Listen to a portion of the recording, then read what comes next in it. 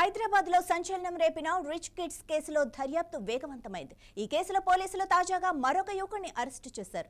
ప్రధాన నిందితుడు అర్జున్ కు సహకరించాడన్న ఆరోపణలతో జతిన్ అనే యువకుడిని అదుపులోకి తీసుకున్నారు. జతిన్ పై పోక్సో చట్టం కింద కేసు నమోదు చేసినట్లు పోలీసులు వెల్లడించారు.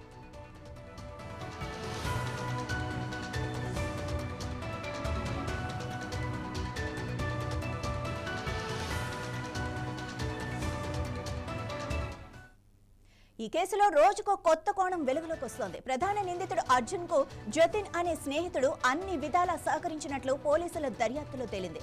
బాధితురాలైన మైనర్ బాలికను భయపెట్టి ఆమె నుంచి జతిన్ ఏకంగా 2 లక్షల రూపాయలు తీసుకున్నట్లుగా నిర్ధారణ అయింది.